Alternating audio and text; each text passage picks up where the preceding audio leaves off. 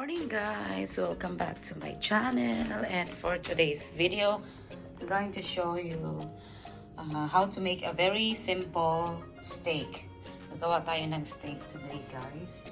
Ang ating mga ingredients is only ito lang.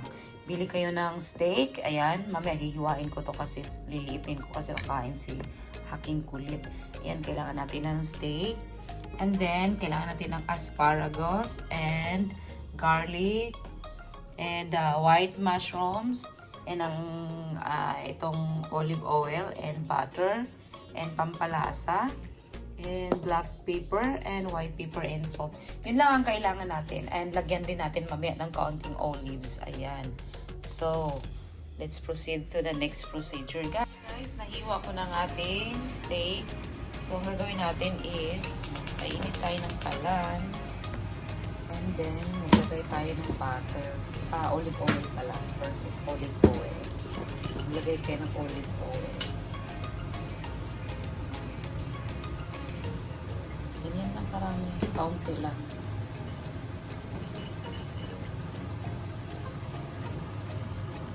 Kainitin lang natin siya. Tapos ilagay natin yung ating karne. Guys, medyo mainit na siya. Ilagay na natin ang ating karne. Alam niyo, napakadali ng lutuin ng steak kasi hindi naman siya dapat nagpagal sa ano. Kasi pag tinagalan natin ang pagluto niya, is titigas yan. Kaya, napakadali lang.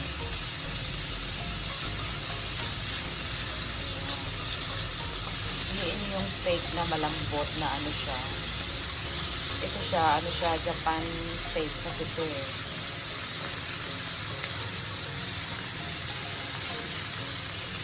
Nyo lang dyan sa olive oil.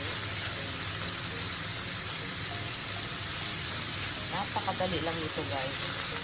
5 minutes makakakain ka na ng special steak.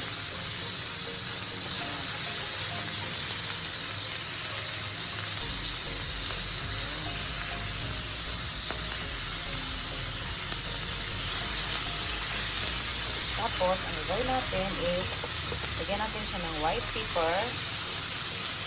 Add white pepper and maraming paminta, pamintang durog, and salt, counting salt. Then, yan, mixan natin ng ganyan. 1 pan lang kasi po guys, kasi iluluto din natin dito ang ating gulay, ang ating mushrooms and asparagus. Para hindi na siya ano. Yan. Ayan lang ating gagawin. Ayan o. Napakasarap na. Napakabango. Tapos, lagay natin ang ating garlic para mabango siya. Hindi na kailangan ng rosemary. Rosemary, wala na. Ayan. Napaka-simple nito. Super easy and simple. So now, pag ganyan yung kulay niya, lagyan natin siya ng maraming butter. Ayan, paliguan natin ng maraming butter kasi ang butter ang nagpapalasa. Kasi napakatilis lang kasi ito eh. Luto ka agad ito eh. Lagyan natin ng maraming butter. Ayan. Super bango. A lot of butter. Iluan natin ang butter. Good morning, baby. Ito yung aking kulot-kulot. Kasi yan, diba? Marami na siyang butter, guys. Ayan. Lagyan natin ang butter. And then, lagyan natin ng pampalasa. As usual na ginagamit ko na shumi chantan. Ayan. Lagyan natin siya ng pampalasa. Oh. Diba? Ayan na yung kulay niya. Nagbago na yung kulay niya. So, ang gagawin natin, ilagay na natin ang ating mushroom dito sa may gilid. Ayan, just add a mushroom.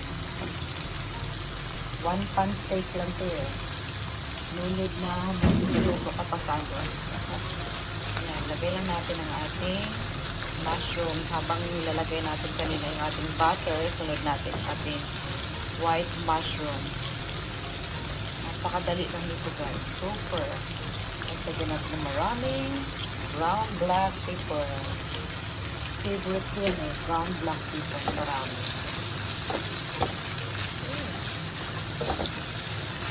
Diba? Napakadali lang yan. 5 minutes, makakakain ka na ng special steak.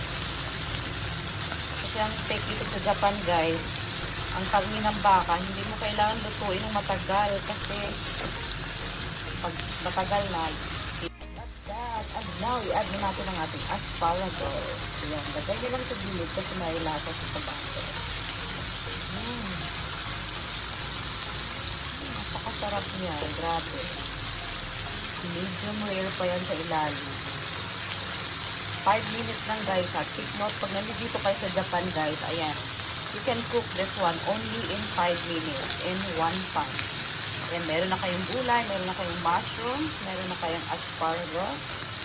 Ayan. Grabe oh, super bango. And grabe ang lasa. Super lasa na siya. Ang nilagay ko lang is ano lang, butter and brown black pepper, white pepper, and saka yung ginagamit ko lagi na shumishansan, yung pampalasa ko. Grabe oh, super bango. Diba? So, yan na siya.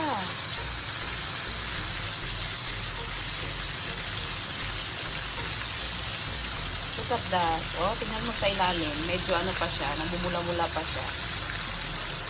5 minutes lang kasi dapat natin iluto. Nahati ko siya guys kasi yung anak ko kasi ang kakain ito.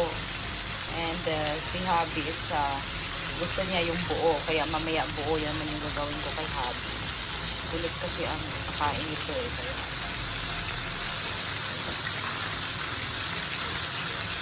And now, this is done. Ayan. Dito na lang guys. Ayan na. I'm ready to plate. Look at that. Ang bangi eh. No need oyster sauce na. Wala nang kailangan.